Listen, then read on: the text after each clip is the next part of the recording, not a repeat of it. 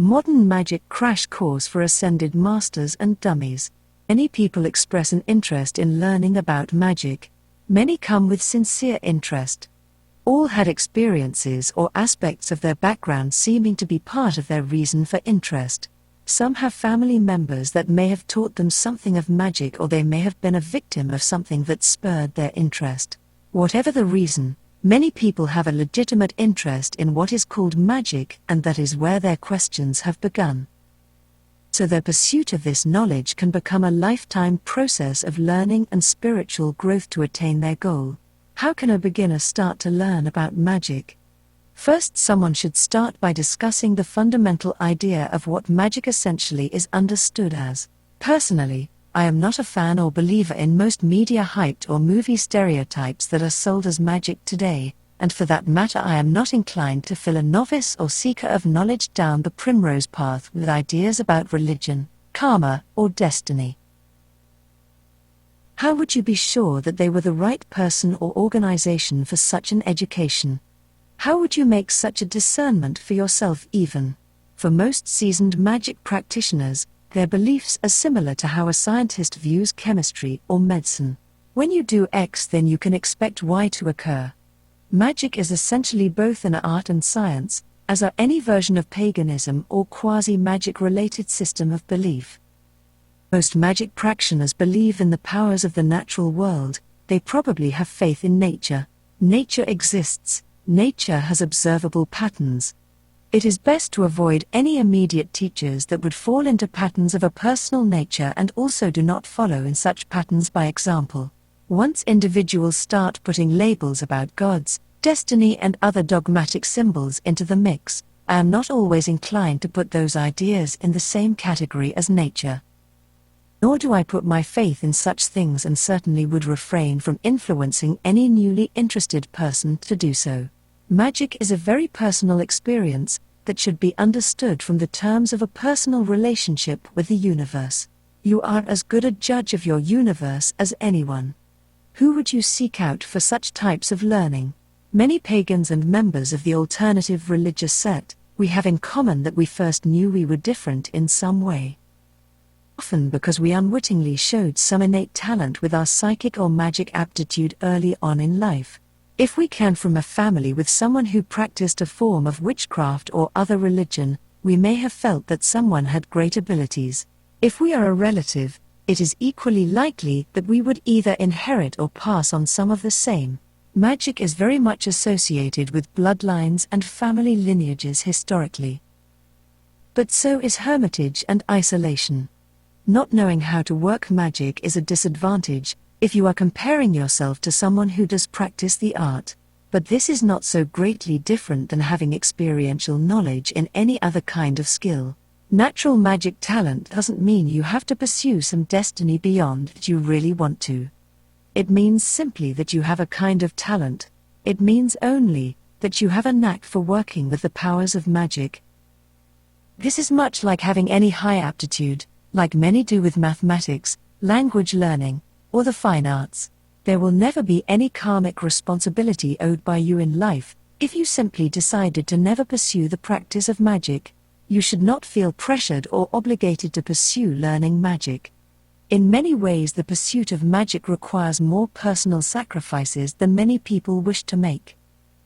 Taking it on as a lifetime path can be more than a bit challenging.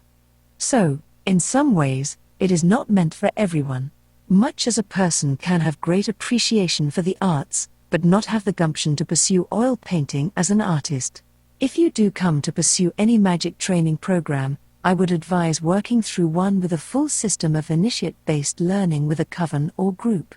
Also, with someone that is clearly feeling drawn to pursuit of magic knowledge, it is best to gain that learning through a learning and discipline-based approach. Picking a tradition to study and trying to stick with it will facilitate more real learning.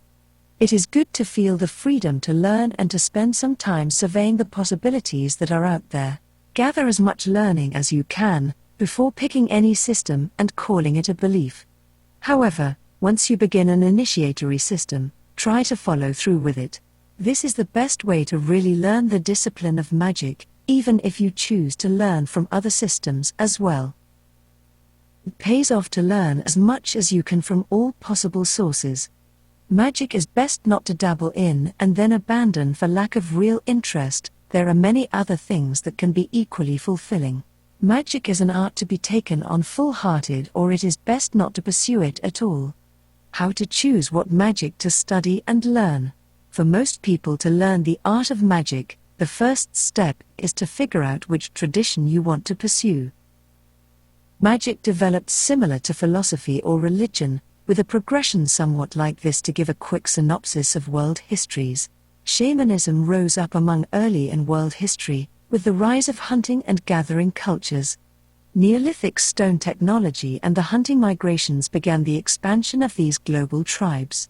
Shamanism still exists to this day, but it's hard to find training that is legitimate or based in reality. For much of it is a nonsense bunch of New Age, hippie types and their hoopla of junk pseudo-paganism. Most have sort of copied whatever they have been exposed to, usually a lot of Native American cultural trappings, without actually knowing too much about it. This can always be seen leading to a lot of very silly cultish things. As tribal life gave way to the agricultural revolution, and thus developed witchcraft in its classical styles and practices from during this period.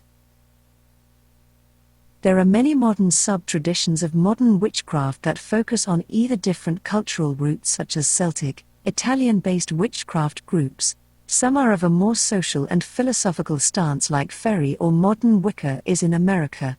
Witchcraft is perhaps the most religious-focused of all the modern magical traditions today, because its roots are in the same period of history when religion was being codified. You will notice, for example, that most modern religious holidays cluster around the same seasonal transitions celebrated within witchcraft, and that notions like priests and priestesses dedicated to specific gods or goddesses are shared by most religious traditions in Western and Middle Eastern culture. With the growth of Rome and the Byzantine era, cultures became able to speak each other's languages, which led to a cosmopolitan period, where all the religious, mystical, and magical traditions of the period were synthesized into a single system based loosely on Neoplatonism and Aristotle's philosophical works. This synthetic system, which attempted to make a science of magic and mysticism, is now known as ceremonial magic or hermetic magic. These three systems, shamanism, witchcraft, and ceremonialism, grow and differentiate over the next 1,700 years or so, and they still are alive and well today. From the 1960s or so up till the present day, a new, essentially postmodern tradition called chaos magic became ever widely practiced. Chaos magic rituals are created and performed with the goal of applying the insights of modern and postmodern philosophy to the already existing magical traditions. The founders of the chaos tradition saw as being too buried in religious thinking. In an era which has proved reasonably adequately that no religious or cultural tradition is correct per se, a new tradition of magic that put its emphasis on results and framed its ideas within the methodology of science became necessary. Add to this the various Eastern traditions, which mostly tend towards mystical traditions that can lead to magical abilities like Buddhism, real yoga, not elaborate stretches, the mystical tradition of yoga, etc. There are also strong folk traditions of Eastern sorcery and witchcraft, but they are hard to find any data on. Choices of the modern magic traditions to learn about. So those are the choices, more or less: shamanism, witchcraft, ceremonial magic, and chaos magic. Now, each tradition has a vast amount of sub-traditions within them, and some of them don't like each other much. The left-hand path schools of ceremonial magic and witchcraft don't generally get along with the sweetness and light right-hand path schools. For example, the best introductory texts I know of for each major tradition are Witchcraft, The Complete Book of Witchcraft by Buckland, Ceremonial Magic, Modern Magic by Craig, Chaos Magic, Liber Null and Psychonaut by Carroll. Shamans don't get to learn from books.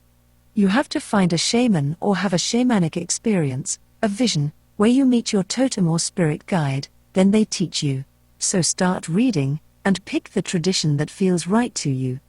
While studying multiple traditions is fine, it is important to follow through at least one full system of training in one tradition. Hope that was helpful. Good luck. The left hand and right hand paths.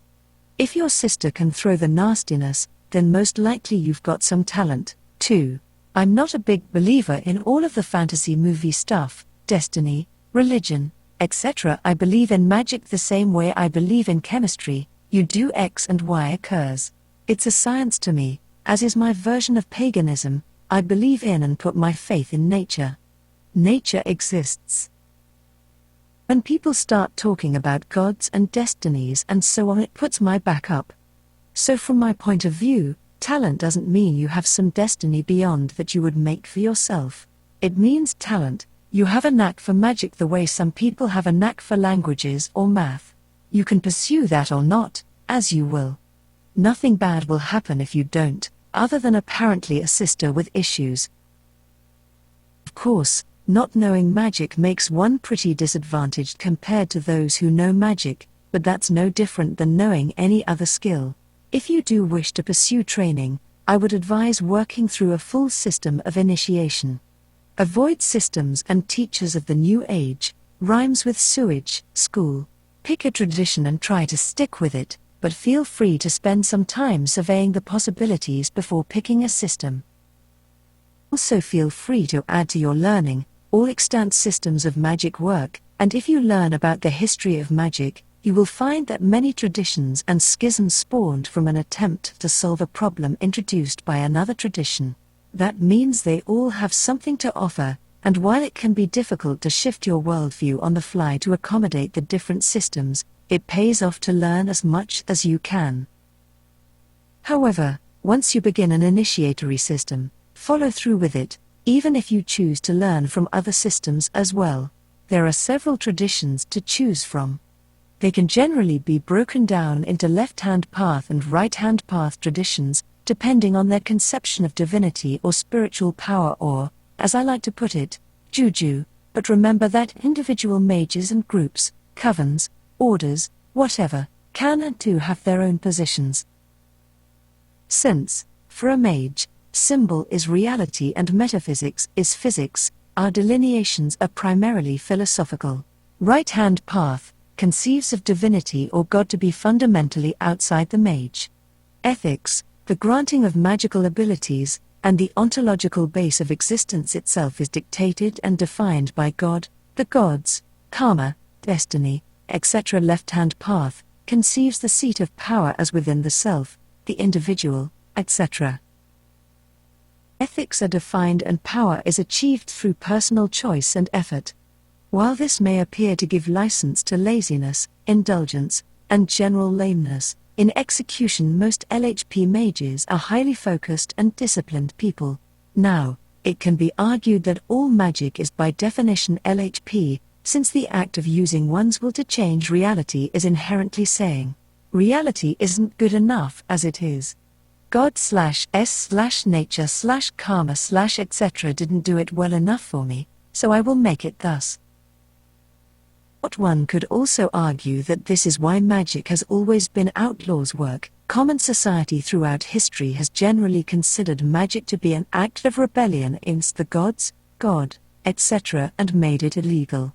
In the modern era we have had a shift of values, and slowly the old religions and views are fading, and magic is becoming more common. Nonetheless, among ourselves, some traditions are more RHP than LHP and vice versa, even if, as a whole, all the traditions are more LHP than, say, Greek Orthodox Christians or traditional Hindus. An almost complete of modern magic traditions that exist today.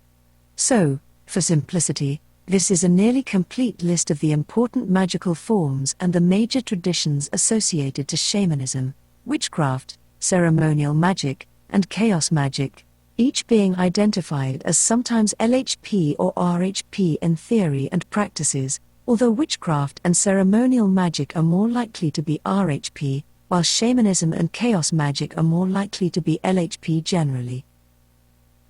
But essentially, this list should cover almost any magic group one might be considering joining, learning about or practicing with formally.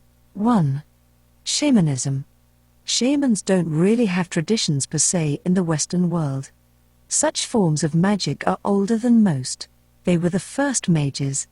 It is hard to find one to learn from unless you are a blood-born member of a tribal group that practices the ancient shamanic ways, and it is harder to abandon many of our modern ways of viewing ourselves from this world to be able to learn it. The remaining teachers to learn from are the native peoples of the Northern and Southern Americas. Also, shamanism of the Western world is oral tradition, not written. In contrast, there are a number of shamanic mystical traditions within the Eastern world, and these exist as part of the trappings of other religions. The longest standing forms of Eastern shamanism today are A. Yoga, not stretching, the meditation, etc. B. Buddhism. C. Kabbalah.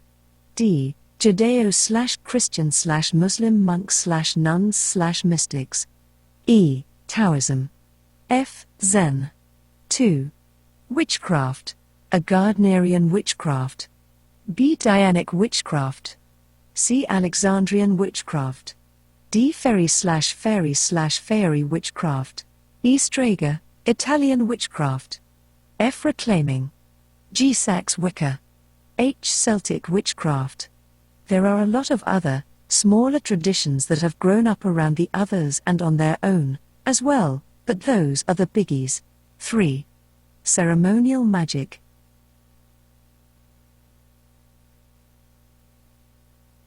A. Golden Dawn. B. Builders of the Adytum Bota. C. Fraternitas Lux Occulta, FLO. D. Thelema, being a worldwide cluster of groups based on the system of thought developed by Aleister Crowley and his cohorts, most notably the Ordo Templi Orientis or Otto, and a whole lot of other groups with names like that. 4. Chaos Magic. A Z cluster, I am a Z, among other things. B. Typhonian Order of the Ordo Templi Orientis or Otto. C. Satanism. D. Luciferianism. E. Music groups like Coil, Psychic TV, Current 93 and Throbbing Gristle. F. The Temple of Psychic Youth founded by Genesis Brea P. Orridge. G. The 23 Enigma as written about by William S. Burroughs. H. LSD cults and counterculture utopians as taught by Timothy Leary. I. Epistemological anarchism. J. Reality hacking. K. Cyberpunk. L. Gnosis, known primarily as practiced by modern Gnosticism. Other important persons in modern chaos magic include Jeff Burke, Peter Christopherson, Paul Feyerabend, Kenneth Grant, Pat Mills, and Douglas Rushkoff. Although this list of such theorists and practitioners continues to grow as we now are well into the 21st century. Those who said yes she classified as sheep, those who said no were goats. The results of the test showed that the sheep scored significantly above chance, which was interesting enough. What was even more extraordinary was that the goats somehow managed to score significantly below. That is to say, they were quite unconsciously cheating to support their view. From Mysteries by Colin Wilson. Subscribe to Medium and show your support.